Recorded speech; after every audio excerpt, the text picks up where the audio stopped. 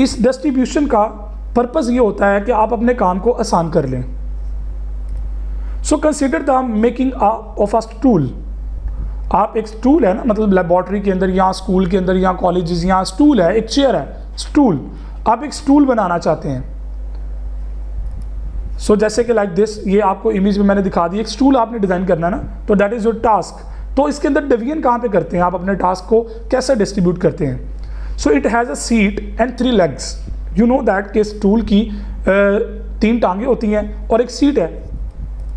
Now we need to make a seat and 3 legs out of woods. तो पहला task हमारा क्या है, स्टूल बनाना नहीं है। अभी पहला टास्क क्या है कि हमें लकड़ी का इस्तेमाल करते हुए अपनी सीट बनानी है और 3 टांगे बनानी है। The major task is to make a stool. Major task आपका क्या था, स्टूल बनाना था। लेकिन आपने क्या किया कि अपने टास्क को डिस्ट्रीब्यूट किया सब टास्क के अंदर, और सब टास्क क्या है जी, पहले सीट बनाओ और 3 टांगे बना लो। So sub task are making a seat and then construct 3 legs. The legs should be identical. और सबसे इंपॉर्टेंट चीज़ क्या है कि जो आपकी जो उसकी लेग्स हैं वो इक्वल आइडेंटिकल होनी चाहिए, उनके अंदर फ़र्क नहीं होना चाहिए। अगर एक लेग के अंदर फ़र्क है तो डेफिनेटली वो स्टूल कंफर्टेबल नहीं होगा, तंग करेगा, प्रॉब्लम्स आएंगी उसके अंदर। So we can fashion 1 leg and then reusing this prototype we have to build 2 more identical legs।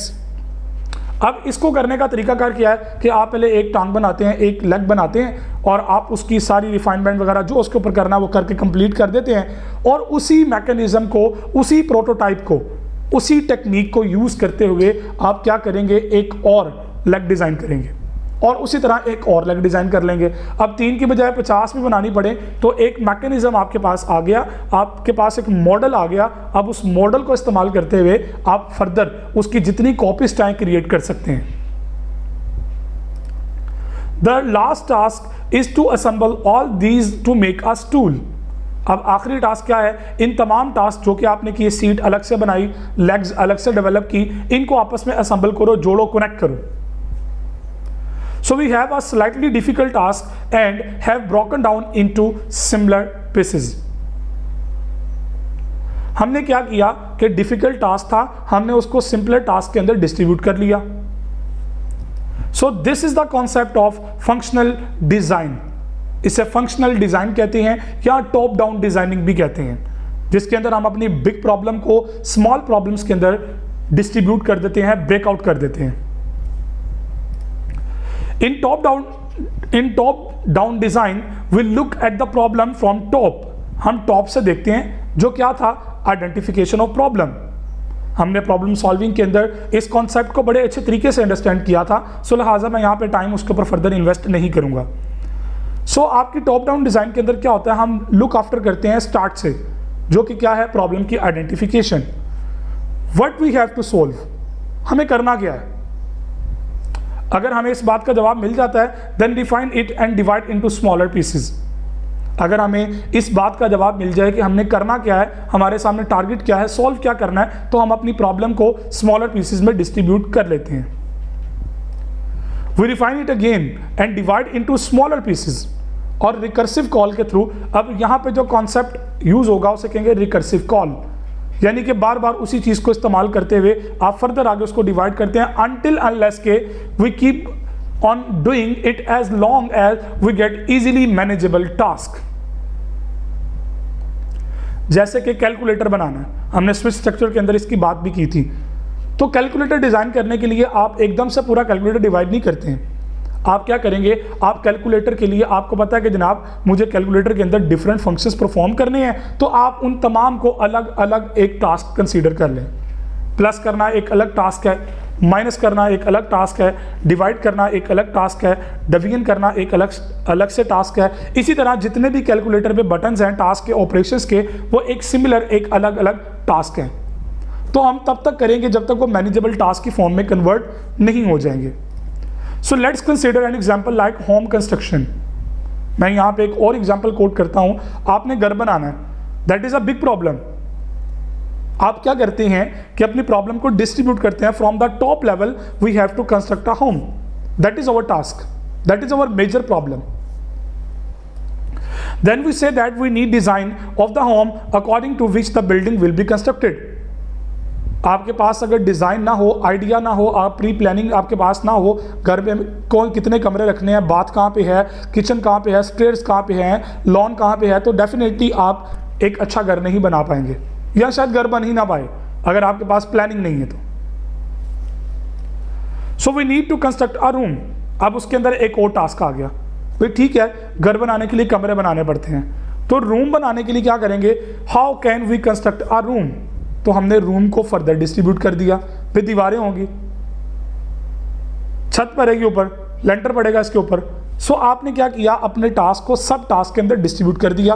We need bricks, cement, doors, windows etcetera. Definitely room के लिए ये बेसिक कंस्ट्रक्शन पॉइंट्स होते हैं, कंस्ट्रक्शन थिंग्स हैं जो construction में use होंगी. Obtaining of all of these things is a task. अब ईंटें लेके आना एक अलग से टास्क है, सीमेंट खरीदना एक अलग से टास्क है, दरवाजे बनाने हैं उसका अलग से टास्क है, खिड़कियां बनानी है वो एक अलग से टास्क है. So once we come down to the level where a task is easily manageable and doable. Doable का मतलब होता है अडॉप्ट किया जा सकता हो. We stop doing further refinement. हम आगे नहीं बढ़ेंगे, हम वहीं पर रुक जाएंगे, क्योंकि पता है हमें कि मैनेजेबल टास्क है. भाई सीमेंट खरीदना है, डेफिनेटली इससे आगे फर्दर डिस्ट्रीब्यूट नहीं हो सकता. आप मार्केट जाते हैं, 2-3 कंपनीज डिफरेंट टाइप की सीमेंट प्रोवाइड करती हैं. आपकी जो रिक्वायरमेंट, आप उससे रिलेटेड जो आपको कंपनी अच्छी लगती है, जो रिलायबल है, जो मार्केट में अच्छी सर्विसेज दे रही है, आप उस कंपनी का सीमेंट परचेज करके क्वांटिटी बताएंगे, पेमेंट करेंगे और उसको डिलीवर करवा लेंगे घर पे. तो ये मैनेजेबल टास्क है.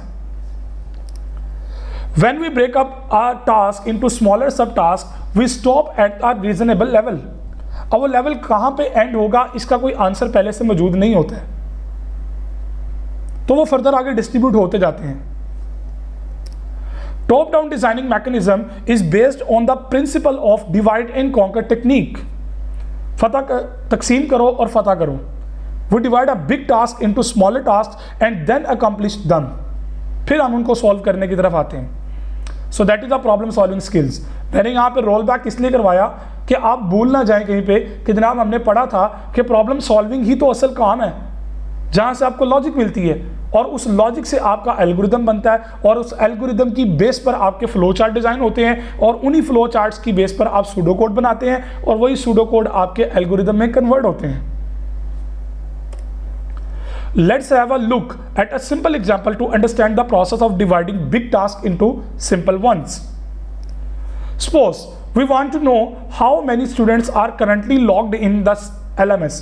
अब LMS क्या होता है? Learning Management Systems होते हैं, जैसे Google Classroom है. इसी तरह डिफरेंट यूनिवर्सिटीज़ के अपने LMS भी होते हैं, ऑनलाइन पोर्टल्स होते हैं. हमने देखना ये है कितने स्टूडेंट वहाँ पे लॉगिन इस वक्त करंटली अवेलेबल है. That is over major task. This task will be handed over to the network administrator. हम क्या करेंगे, नेटवर्क एडमिनिस्ट्रेटर को दे देंगे, फाइंड आउट कर दो भी कितने स्टूडेंट मौजूद है, इस वक्त मौजूद हैं, ऑनलाइन है. So the network administrator will check the network activity और get this information from the database and get the list of the student currently logged in. वो सिंपली क्या करेगा, अपने डेटाबेस में जाएगा या वो नेटवर्क एक्टिविटी को करेगा और चेक करेगा किस किस ने कौन कौन सी नेटवर्क एक्टिविटी की है. मुझे अंदाजा हो जाएगा कि जनाब ये लोग हैं. वो नेटवर्क एडमिनिस्ट्रेटर वहां से उठाएगा, एक लिस्ट बनाएगा और दे देगा. The number of student is counted from that list and result is given back to अस.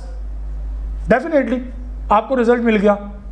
अब what has happened in the whole process, इस पूरे प्रोसेस में हुआ क्या? There was a simple request to find the number of students currently logged in. Simple सी request है, कितने लोग इस वक्त अवेलेबल हैं. This request is delegated to the network administrator. हमने उसको पास किया, उसको ट्रांसफर किया. The network administrator perform this task and we get the result. हमें रिजल्ट उसने दे दिया. In the mean time we can do some other task as we are not interested in the names और list of the student. हम जिस काम में interested नहीं होते, हम उस दौरान कोई और काम भी कर सकते थे. तो हमने क्या किया, टास्क को शिफ्ट किया.